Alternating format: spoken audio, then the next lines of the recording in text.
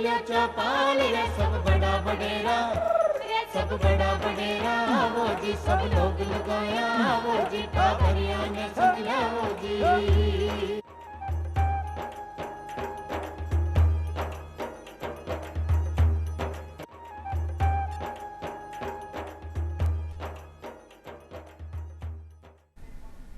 चौपाल देखने वाला सबला दर्शका ने राम राम सा और था सबने अंतर्राष्ट्रीय महिला दिवस की ढेर सारी शुभकामनाएं।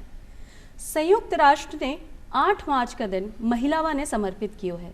1977 में आधिकारिक रूप से अंतर्राष्ट्रीय महिला दिवस की शुरुआत हो गई।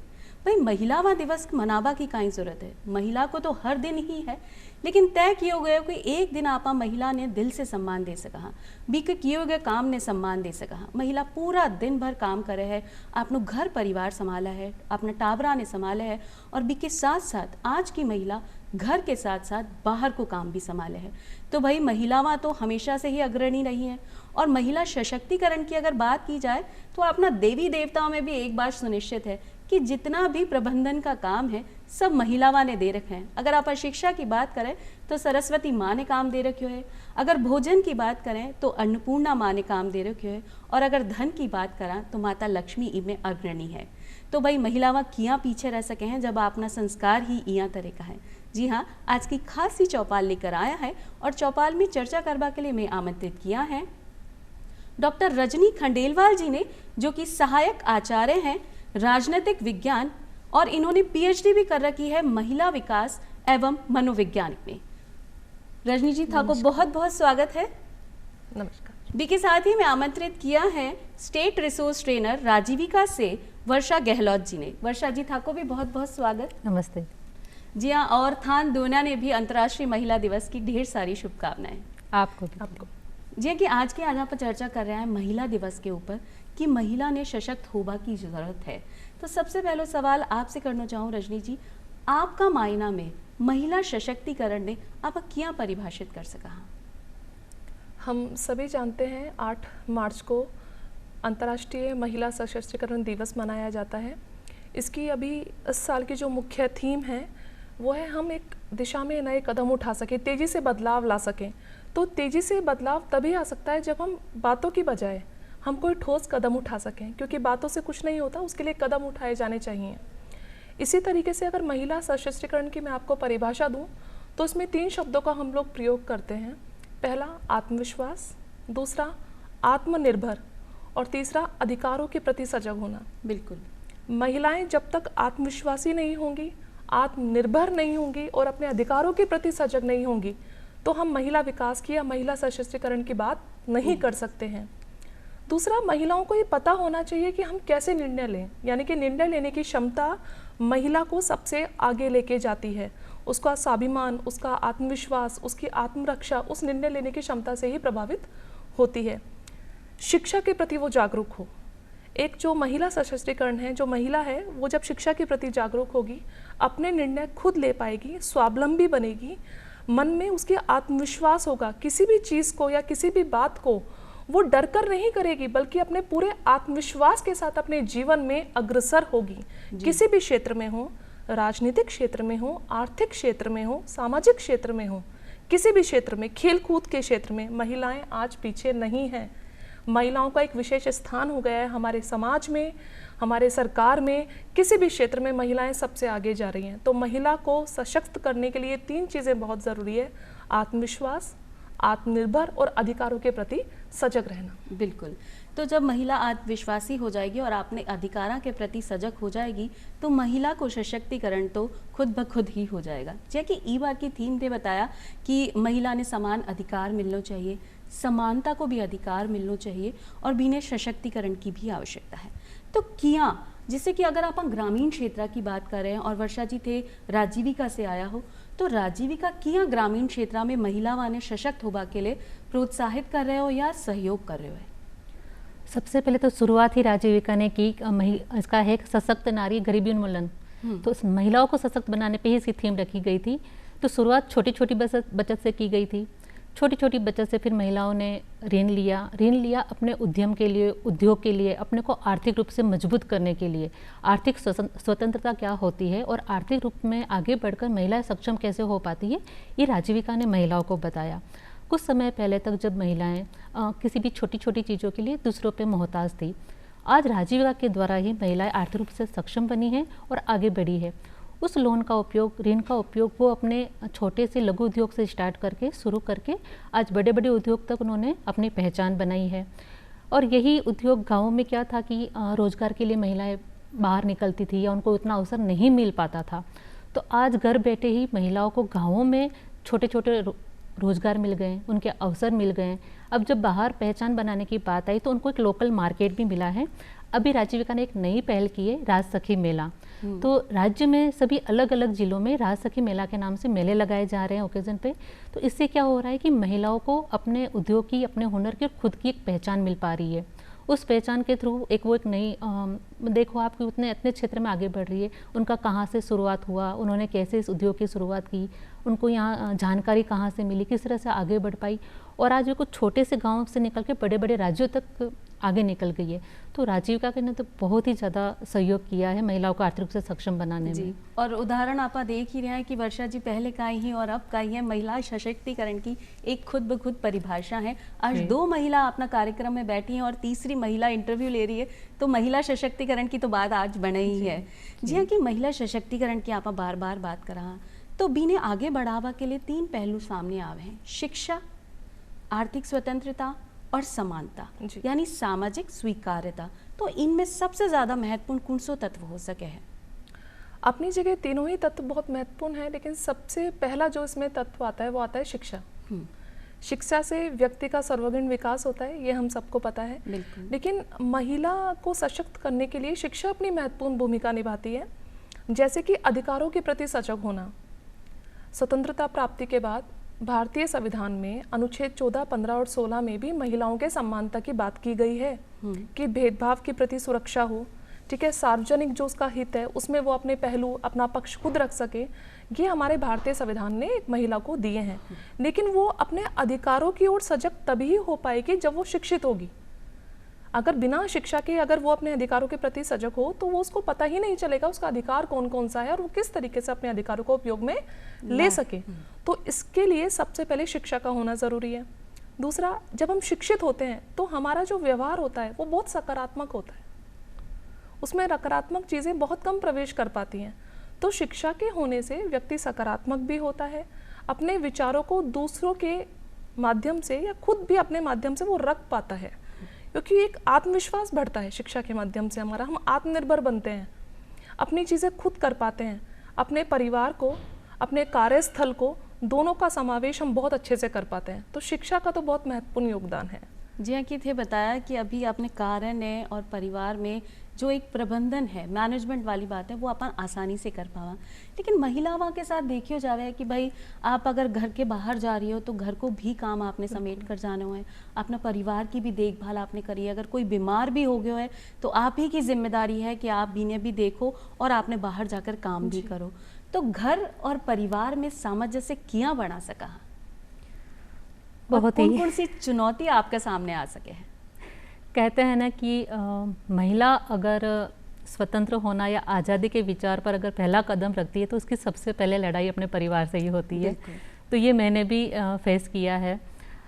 जब शुरुआत में बाहर निकलने का आया था कि भाई नहीं, आपको घर छोड़ के बाहर जाना है, कुछ सीखना है, कुछ नया करना है, तो नहीं मिल पाया था सहयोग। लेकिन धीरे धीरे मैंने इसके जो नए मतलब तरीके थे या फिर इसके जो फ़ायदे थे, लाभ थे, उनसे पहले मैंने परिवार को बताया कि इससे मेरी क्या पहचान बन सकती है या हमारे परिवार के लिए, समाज के लिए आगे चलकर ये कितना अच्छा हो सकता है। तो पहले तो उनको सामंजस्य बैठाना बहुत ज़रूरी था। पहले परिवार को समझाया, फिर बाद में धीरे धीरे समाज, गाँव, चुनौतियाँ तो बहुत आई कि पढ़ लिख गई है तो अब ये इसके हुक्म चलाएगी, इसके हिसाब से ये काम करेगी, जब होगा तब ये घर छोड़ के चली जा सकती है, अपने हिसाब से कोई भी निर्णय ले सकती है। तो एक पितृसत्ता वाली जो शुरू से भावना आई थी ना, वो लोगों पे, मतलब समाज पे, परिवार पे हावी थी। तो एकदम से लोगों ने इसको या परिवार ने इसको स्वीकार नहीं किया था। तो ये जो असमानता की बात थी, मेरे लिए तो बहुत ही मुश्किल रही, लेकिन धीरे धीरे धीरे जैसे मेरे कार्य आगे बढ़ते गए या मेरी खुद की क्षमताएं आगे बढ़ती गई, तो परिवार ने उसको स्वीकार किया। और धीरे धीरे यही बात फिर गांव और समाज ने भी स्वीकार की कि सच में अगर एक नारी आगे बढ़ती है, बाहर निकलती है, तो उसमें कुछ गलत नहीं है। वो अपने साथ और भी नारियों को प्रेरित करती है, उसके हिसाब से परिवार भी आगे बढ़ता है, उसकी एक अलग पहचान उसके साथ भी बनती है। तो ऐसे ही धीरे धीरे फिर सामंजस्य बैठता कि गया। अगर आप प्रयास करेंगे तो अपन आगे बढ़ सका। घर परिवार ने भी समझावा की ज़रूरत है, क्योंकि आपको ही परिवार है, अगर आप सही तरीके से भी इन्हें समझा लो तो आपको काम आसान भी हो जाए। जी हाँ, कि रजनी जी थे महिला विकास एवं मनोवैज्ञानिक में, है ना, मानवाधिकार में थे, पीएचडी किया हो।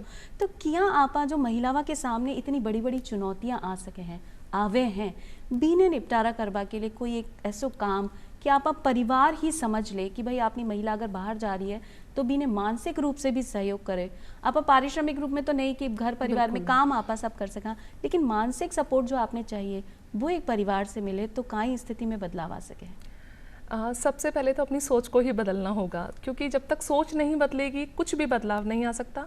और एक महिला के लिए शादी के बाद, विवाह के बाद सबसे बड़ी सोच जो होती है वो होती है पुरुष की, क्योंकि सबसे ज़्यादा पुरुष ही ये सोचते हैं महिला है, लड़की है, औरत है, क्या करेगी। ठीक है, नौकरी के बाद भी हमें घर का काम करना होता है, एक पुरुष कभी नहीं करेगा, लेकिन महिला को हमेशा करना पड़ेगा। महिला दोनों फर्ज निभाएगी, नौकरी के भी और अपने घर के भी। ठीक है, तो वो सारी जिम्मेदारियां महिला पे आ जाती है, पुरुष पे नहीं आती। तो सबसे पहले पुरुष को अपना रवैया, अपनी सकारात्मक सोच जो है वो एक महिला के प्रति रखनी पड़ेगी, अदरवाइज कुछ हो नहीं पाएगा। हम बोलते भी हैं बेटी बचाओ बेटी पढ़ाओ, हम ऐसा बोलते हैं, लेकिन वो तभी हो पाएगा जब हम अपनी सोच को बदलेंगे। जैसे कि महिलाओं को स्थान, अगर मैं आपको से बोलूं या हम प्राचीन काल की बात करें, तो भगवान शिव का जो नाम है वो अर्ध नारेश्वर रखा गया था, ये हम सबको पता है। यानी कि वहाँ पे भी नारी को उचित स्थान दिया गया है। हमारा समाज अभी तक नारी को वो स्थान दे ही नहीं पा रहा है जो उनको देना चाहिए। कोई भी शुभ काम होता है तो पुरुष के दाहिने हाथ पर एक स्त्री बैठती है। क्यों? क्योंकि शुभ और मांगलिक कार्य में स्त्री को अच्छा माना गया, उसके लिए शुभ माना गया है। तो जब तक हम अपनी सोच को नहीं बदलेंगे, समाज की सोच को नहीं बदलेंगे, नारी कैसे विकास करेगी, कैसे महिला को हम सशक्त बना पाएंगे। तो इसके लिए सबसे पहले हमें सकारात्मक रवैया अपनाना चाहिए, महिला को शिक्षित करना चाहिए, बेटा और बेटी के बीच में जो अंतर है उसको समाप्त करना चाहिए, लैंगिक असमानता को बढ़ावा नहीं देना चाहिए बल्कि उसको समाप्त कर देना चाहिए। इससे ही हमारा समाज आगे बढ़ेगा, समाज आगे बढ़ेगा तो राष्ट्र आगे बढ़ेगा। बिल्कुल। और एक अच्छा कि आज की स्थिति में बदलाव भी आ गया है कि आप ना जितना भी पुरुष हैं, भाई मैं अगर अपनी ही बात करूं तो आप ना परिवार की स्थिति में बदलाव है, लोगों की सोच में बदलाव है। अगर आप घर जाके यानी घर से बाहर जाके कोई काम करो तो आपने परिवार पूरा सहयोग भी दे रहे हैं, क्योंकि आपने ऐसी बहुत सारी महिलावां हैं या बहना है जो घर से बाहर जाकर सफलतापूर्वक काम भी कर रही हैं और बीका घर परिवार की तरफ से भी इन्हें सपोर्ट भी मिल रहा है। जब आप आर्थिक समानता की बात करा तो जिया कि राजीविका माए एक स्वयं सहायता समूह बनाया जावे है, तो वो तो महिलावां ने एक अगला स्तर पर ही बचत करवा के लिए प्रेरित करे है और एक आर्थिक सक्षमता भी लावे है। तो क्या एक महिला जो एसएचजी से जुड़ी नहीं है वो क्या जुड़ सके है और बिने के फायदो हो सके है? अभी तो मैं मानती हूँ कि स्वयं सहायता समूह के लिए दीदियों को बताना या जो जुड़ी नहीं है उनको समझाना अब इतनी मुश्किल वाली बात नहीं रहेगी। ये जब शुरुआत में इसके ऊपर काम किया गया था या इसमें महिलाओं को जोड़ा गया था तो बहुत कठिनाई आई थी, परेशानी आई थी कि ये क्या है, कहाँ से आया है। लेकिन अब राजीविका के नाम से यानी कि इतना प्रचार हो चुका है, इतनी इसकी पहचान बन चुकी है कि महिलाएं आगे होकर अब तो आती है और हमसे बात करती है कि दीदी हम नहीं जुड़े हैं, तब हम इसमें जुड़ना चाहते हैं। तो उनका जो भी डॉक्यूमेंट्स वगैरह होते हैं जहाँ के वो रहते हैं, जिस गांव के आधार कार्ड हो गया, उनका राशन कार्ड हो गया, जन आधार कार्ड हो गया, तो ऐसे कुछ नॉर्मल डॉक्यूमेंट्स लेके उनको जोड़ना होता है उसमें। और उसमें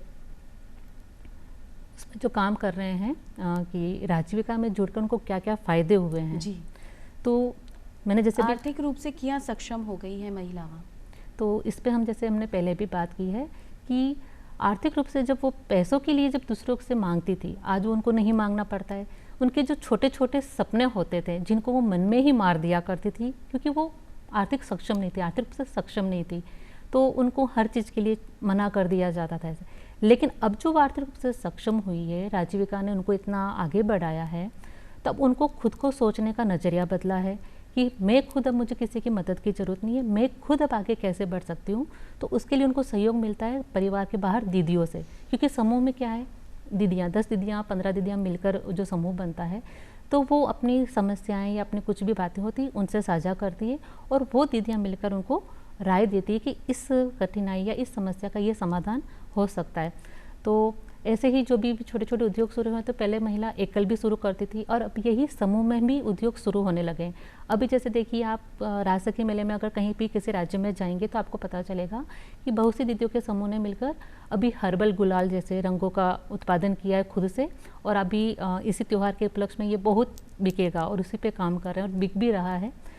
तो मतलब राजीविका तो एक वरदान बन के आई है महिलाओं के लिए, ग्रामीण महिलाओं के लिए बहुत बड़ी पहल एक हो सके है राजीविका के माध्यम से, कि जो महिला स्वयं सहायता समूह से जुड़ी है वो अपनी छोटी छोटी बचत कर कर आज खुद अपना पैर पे खड़ी हो गई है, और बिना कोई भी ज़रूरत हो या अपने परिवार की स्थिति में कुछ डगमगाहट आ जाए तो वह भी रकम ने इस्तेमाल कर कर अपना घर परिवार भी चला सके है। जब आप कार्यस्थल की बात करा, महिला घर में काम कर रही है, घर से बाहर जाकर काम कर रही है, तो कार्यस्थल पर जब आप जावा हाँ तो आपने एक संकोच आ जावा है कि भाई आपने वहाँ सही स्थिति नहीं मिलेगी या अपना सहयोगी ऐसा नहीं मिलेगा जो आपने सहयोग करे। तो कार्यस्थल पर महिला की सुरक्षा के लेकर कई बार महिला ऐसे सोचे कि भाई अब तो बाहर जाना ही बेकार है क्योंकि सुरक्षित नहीं रह पावांगा, तो अपनों कदम पीछे खींच ले। तो कहीं आप ऐसा कुछ करा कि महिला स्वयं निडर होकर आगे बढ़ सके, काम कर सके। इसके लिए जब महिला अपने कार्यस्थल पर जाती हैं तो वहाँ पे पुरुष भी होते हैं, वहाँ पर महिला भी होती है। बिल्कुल। कई बार ऐसा भी होता है कि महिला को ही सपोर्ट नहीं कर पाती है, ठीक है। कई बार पुरुष भी नहीं कर सकता, लेकिन कई बार महिला पुरुष दोनों के ही केस में ऐसा होता है। तो जब महिला आपस में देश रखेगी, घृणा करेगी, तो वो कार्यस्थल पर क्या, वो परिवार में क्या, वो कहीं पर भी रह नहीं पाएगी। तो इसके लिए महिला को एक तो अपने मन के अंदर घृणा, जेलस, देश ऐसी भावनाओं का विकास नहीं करना चाहिए, क्योंकि एक महिला को समझ सकती है, उसका मनोबल बढ़ा सकती है। हम उसको पीछे नहीं, क्योंकि महिलाओं में क्या होता है ना, कभी कभी ऐसी स्थिति हमारे समाज में कार्यस्थल पर पाई जाती है कि वो महिला मुझसे आगे निकल जाएगी, उसके आगे जाने की वो जो चाह है, वो होड़ है, वो दूसरी महिला उसको पीछे खींचती है कि ये मुझसे आगे ना निकल जाए। तो उस वजह से वो महिला को सपोर्ट नहीं कर पाती है। तो महिला हो या पुरुष हो, दोनों को ही कार्यस्थल पर सामंजस्य बिठाकर काम करना पड़ेगा। ना तो पुरुष महिला से कम है, ना ही महिला पुरुष से कम है। तो दोनों को आपस में सामंजस्य बिठाकर अपने कार्यस्थल पर वो काम करें। दूसरा, महिलाओं को एक सुरक्षित कार्यस्थल दिया जाए, क्योंकि कई बार कार्यस्थल पर सुरक्षित भावना नहीं हो पाती है। जो हमारे अधिकारी होते हैं, जो हमारे सीनियर्स होते हैं, वो उनको वो सेफ्टी, वो प्रोटेक्शन नहीं दे पाते। तो इसलिए कार्यस्थल पर जो हमारे अधिकारी हैं वो महिलाओं के लिए एक विशेष स्थान दें, सामंजस्य बिठाएं और एक सुरक्षित वातावरण बनाएं, ताकि वो आसानी से अपने कार्यस्थल पर सहज रूप से काम कर सकें और अपने काम में उसको जो हस्तक्षेप है, जैसे बाहरी महिलाएं करती है, पुरुष करते हैं, वो सब चीज़ें उस कार्यस्थल पर ना हो। मतलब अपने कार्यस्थल पर भी आप ऐसा वातावरण सुनिश्चित कर सका कि महिला अपने आप ने खुद ने सुरक्षित महसूस करे और एक सहज भाव से काम आगे कर सके। क्योंकि आपस ने सबने पता है कि अगर सर पे कोई हथौड़ो पड़े है तो आप काम सही से नहीं कर पाएगा, लेकिन अगर आपनो सर बिल्कुल खाली है, तसल्ली से आप कोई काम कर रहे हैं, तो महिला वहाँ सही तरीके से काम कर सके। बिल्कुल वर्षा जी, मेरा मानना है कि दीदी कार्यस्थल पर जहाँ तक हम देखते हैं तो 7% खाली महिलाओं की भागीदारी होती है, बाकी 91% वहाँ पे पुरुष रहते हैं।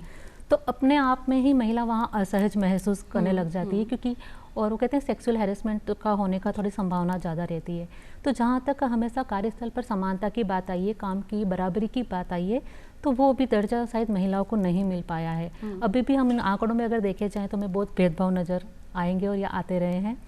तो और कुछ कानूनी ऐसे होते हैं, जैसे इंटरनल पॉलिसी कुछ होती है वहाँ पर कि अगर कार्यस्थल पे वहाँ पे महिला काम कर रही तो इस पॉलिसी के आधार पर और वहाँ पर उसको कैसे सुविधा दी जानी चाहिए, कैसे उसके रहने की, आने जाने की या उसके काम करने में, तो वो सारा उसके ऊपर एक कानून भी बना है। अगर वो समिति अगर सब जगह बनाई जा रही है तो महिलाओं को किसी तरह का भय या खौफ नहीं रहता नहीं है। रहनी चाहिए। एक कार्यस्थल पर महिलाओं को अवसर की समानता भी दी जानी चाहिए, क्योंकि मैंने कई बार देखा है कि कार्यस्थल पर महिलाओं को अवसरों की समानता नहीं दी जा रही है। इसी वजह से महिला थोड़ा पीछे रह जाती है, वो संकोच कर लेती है कि अगर हम ये काम करेंगे तो इस तरीके से हमारी चीज़ों को रखा जाएगा। तो पुरुषों का भी एक कर्तव्य है कि वो महिलाओं को भी अवसर दे, चाहे वो कार्यस्थल हो, चाहे वो घर परिवार हो, या किसी भी मुद्दे की हम लोग बात कर लें, और महिला ही महिलाओं को आपस में पीछे ना धकेले। जब बराबरी की थे बात ही कर दिया हो, भले ही कार्यस्थल पर बराबरी की बात हो या अपने आगे बढ़वा में बराबरी की बात हो या काम ने लेकर बराबरी की बात हो, तो दुनिया में बराबर होना चाहिए।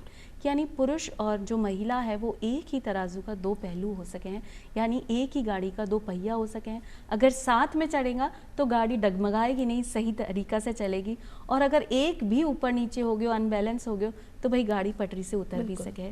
तो आपने सब ने समझवा की ज़रूरत है कि जो महिलावा है बी के बिना पुरुष अधूरो और पुरुष के बिना महिला अधिक रही है। यानी लिए ही आप समानता की बार बार बात करा, समानता महिला ने मिल रही है। आपा न्यू नहीं कह सका कि कई जगह समानता नहीं मिल रही है, लेकिन हाँ कहीं ना कहीं अभी भी कोई कसर बाकी है जिन्हें आपने पूरी करवा की आवश्यकता है। जब अपन चुनौतियां की बात करी है तो महिला जब सफलता लेवे है तो पुरुष की सफलता ने बड़ो सम्मान दियो जावे है कि भाई आपने आज इतनो अचीवमेंट लियो है, बहुत बढ़िया। लेकिन जब महिला सफल होवे तो इतनो ज़्यादा बखान नहीं कियो जावे, बराबरी नहीं आ पाए है। तो काई आपा सिर्फ और सिर्फ शिक्षा का प्रभाव से इन चीज़ को भेद मिटा सका। शिक्षा तो एक इसका माध्यम है ही, शिक्षा के उस पे हम लोग महिला और पुरुष में हम बराबरी भी रख सकते हैं और भेदभाव भी मिटा सकते हैं। लेकिन हाँ, ये चीज़ मैंने भी देखी है और हम कई बार हम सभी देखते हैं कि जब महिला आगे बढ़ती है, वो बेशक अपने समाज में हो, अपने परिवार में हो, तो पुरुष जो है वो बहुत अप्रिशिएट नहीं करता कि महिला क्या हो गया, इसने कर दिया तो ऐसा क्या हो जाएगा, ये तो हम भी कर सकते हैं। लेकिन पुरुष को भी ये सोचना चाहिए कि अगर महिला आगे बढ़ रही है तो बल्कि उसके साथ वो भागीदार हो कि हाँ ठीक है, एक महिला को हम आगे बढ़ा रहे हैं, क्योंकि जब महिला आगे बढ़ेगी तो हमारा देश आगे बढ़ेगा, एक अच्छे समाज का निर्माण हो पाएगा। महिलाओं को जब आगे बढ़ाया जाता है तो काफ़ी सारी चुनौतियाँ होती हैं जो उसके सामने आती हैं, आर्थिक रूप से भी आती है, राजनीतिक रूप से भी आती है, सामाजिक रूप से भी आती है। तो इसके लिए सबसे पहले महिला को मानसिक रूप से स्ट्रॉन्ग बनना पड़ेगा, खुद को मजबूत बनाना पड़ेगा, तभी वो आगे बढ़ सकती है। दूसरा, कहीं ना कहीं पुरुष को भी उसमें अपनी भागीदारी बनानी पड़ेगी कि हाँ महिला आगे बढ़ रही है या मेरी पत्नी आगे बढ़ रही है तो मैं उसका साथ उस समय दूं, क्योंकि एक महिला को सबसे ज़्यादा ज़रूरत जो होती है वो होती है एक साथ की। बिल्कुल। चाहे वो महिला को महिला से मिले या महिला को पुरुष से मिले, ये मैटर नहीं करता, लेकिन साथ मैटर करता है, क्योंकि वो जो चुनौतियाँ होती है उसको भी वो पार कर लेती है। महिला कमज़ोर नहीं है, महिला हर चुनौती का सामना कर सकती है। बस चाहिए तो एक सहयोग, एक सहयोग, चाहिए, एक सपोर्ट अगर आपने मिल जाए तो आप क्यों नहीं काम कर सकते। जी बिल्कुल। मैं और कुछ कहना चाहूँगी दीदी इसमें कि कहते हैं ना कि एक सफल परिवार, सफल समाज और एक सफल देश की नींव उसी पे टिकी हुई है जब महिलाएं अगर सबके साथ कंधे से कंधा मिलाकर चलें। अगर आप विश्वास भी नहीं कर सकते, अगर महिला ने अपना कंधा हटा लिया तो ये जो सारी स्थिति है ये डगमगा सकती है। और जहाँ भागीदारी की बात आ रही है या महिला के सशक्त होने की बात आ रही है, तो आज के क्षेत्र में या आज के समय में मुझे ऐसा लगता है कि महिलाएं ने खुद को अपने उस सशक्त पेड़ के रूप में खुद को विकसित कर लिया है कि जिसको आगे बढ़ने के लिए या फलने फूलने के लिए शायद अब किसी के सहारे की ज़रूरत नहीं है, बल्कि जो परिवार हैं, रिश्ते हैं या देश है, ये लताओं की तरह उसे लिपट कर आगे बढ़ रहे हैं, फल फूल रहे हैं। मुझे तो ऐसा ही लगता है। बहुत ही अच्छे विचार थे। बताया हो कि भाई अगर आप पेड़ की कल्पना की जाए तो जो धरती में आपने जड़ा समाई है वो एक महिला की है, कि अपने परिवार ने भी वे सहजोज के रखा है, और जो अपनी लताएं हैं जो पेड़ ने हरो भरो कर रही है वो आपको फल तो फूल तो परिवार है। अगर सबने सामंजस्य बना लियो तो हरियाली की तरह अपनी महिलावां भी खिलखिला उठेंगी। एक चीज़ और, पुरुष को जन्म देने वाली भी एक महिला होती है, इसलिए महिला को जननी कहा गया है, माता कहा गया है। तो जब महिला एक समाज का निर्माण कर रही है, एक परिवार का निर्माण कर रही है, पीढ़ी दर पीढ़ी उस वंश को बढ़ा रही है, तो फिर हम महिलाओं को ही पीछे क्यों ढकेल रहे हैं? हम महिला को ही क्यों कह रहे हैं कि महिला का विकास नहीं होना चाहिए, महिला सशक्त नहीं होनी चाहिए? वो डर हमारे मन में क्यों है? आज पुरुष को हमेशा ये डर क्यों लगा रहता है कि महिला मुझसे आगे निकल जाएगी, तो मैं पीछे रह जाऊंगा। क्या ऐसी भावनाएं हमारे मन के अंदर नहीं आनी चाहिए, बल्कि सकारात्मक सोच के साथ एक पुरुष को महिला का साथ देना चाहिए, तभी समाज विकास हो पाएगा। बिल्कुल। मैं इस पे कहना चाहूँगी दीदी, ये जो सोच होती है ना, ये इन पे बचपन से ही, इनके परिवार से ही थोप दी जाती है, या इन्हें बताया जाता है कि तू लड़का है, तू लड़की है, लड़के को हर चीज़ की आज़ादी है, लड़की को नहीं है। तो शुरू से परिवार का जो वो माहौल और स्थिति वो देखते हुए आते हैं, तो उनके दिमाग में वो चीज़ हावी हो जाती है कि मैं हूँ सर्वे सर्वा, और ये है मेरी दासी, या जो मेरे को कहना है वो उसको हुक्म मानना पड़ेगा। तो ये क्या होती है, एक सामाजिक सोच है। परिवार भी नहीं चाहता है, लेकिन परिवार भी सामाजिक सोच के दायरे में बंध जाता है। लेकिन आज की जो अपनी स्थिति है अभी में बदलाव आ गया है। जी हाँ, कि आपने पुरुषों की बात की, तो पुरुष भी महिला के साथ कंधे से कंधों मिलाकर आगे बढ़ रहे हैं। और आज का कार्यक्रम में मैं धन्यवाद देना चाहेगा उन पुरुष भाइयों का जो अपनी घर की परिवार की बेटी हो, पत्नी हो, माँ हो या बहन हो, भी सब ने आगे बढ़वा में सहयोग कर रहे हैं। तो अंतर्राष्ट्रीय महिला दिवस पे पुरुषों ने भी सहयोग के लिए बहुत बहुत धन्यवाद। और रजनी जी और वर्षा जी थे, दोनों आया और इतनी चोखी जानकारी महिला सशक्तिकरण पे दी, बी के लिए था, दोनों ने भी धन्यवाद। और आज मैं चाला हाँ फिर मिलांगा एक नया विषय के साथ, तब तक के लिए राम राम सा।